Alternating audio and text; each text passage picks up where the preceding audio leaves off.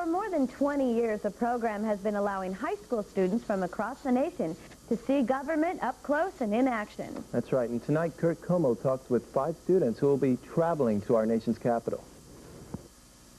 Since the Close-Up program started in 1971, more than 370,000 high school students and teachers have participated in the week-long government studies program in Washington, D.C.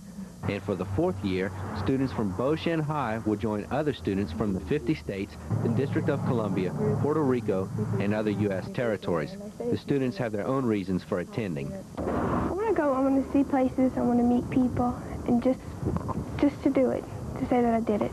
I have to learn a little bit more, have a little more insight on the whole government system and what goes on, you know, what you don't see on the cameras. I'm looking forward to visiting Washington. I've never been, and I'm excited about seeing it. I'm looking forward to going to the Smithsonian and meeting congressmen possibly and whatever else there is to do. In Washington, the students will see monuments, museums, and politicians in action and learn the importance of their role as American citizens.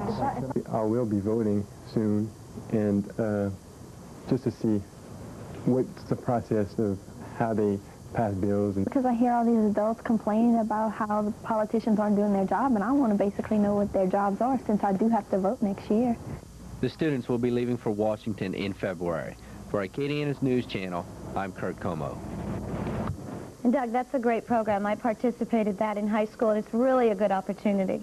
Yeah, it looks like. I wish them luck. I hope they enjoy it. We should have a lot of fun, too. Definitely. Well, in medical news tonight, a Houston teen who recently graduated from high school is beginning the new year with a new heart. Now, Kyle Bennett underwent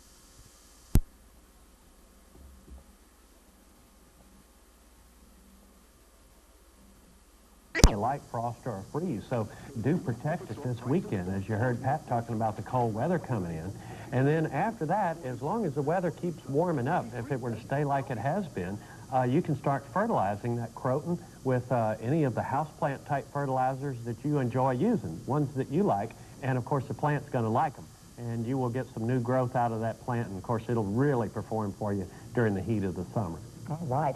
Our next caller is Lenterio. Lenterio, go ahead. Yes, sir.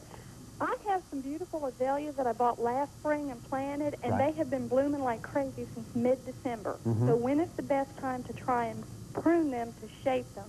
And also, what's the best way to protect all my daffodils and all my pretty bulbs that have come up from this weekend's weather?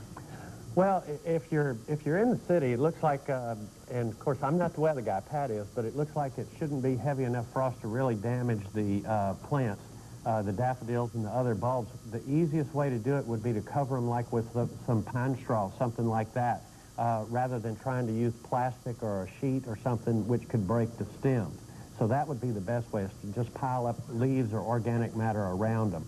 And then, you know, they should pull right on through. I'm just hoping that we won't have as heavy a frost as what we could have with this cold weather. All right, our next caller is Barbara. Barbara, go ahead.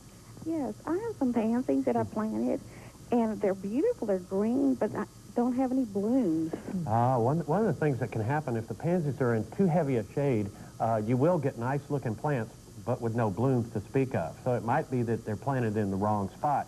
Or if you're fertilizing them on a heavy, regular basis, if you cut back on your fertilizer, that ought to stimulate them to bloom.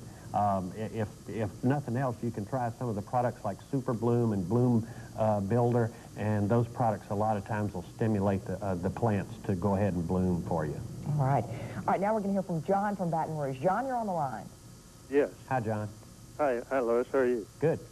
I've got roses that have all of a sudden just spurted up with growth, and I haven't pruned them yet, and I'm just wondering whether I should cut them back with all that new growth on them.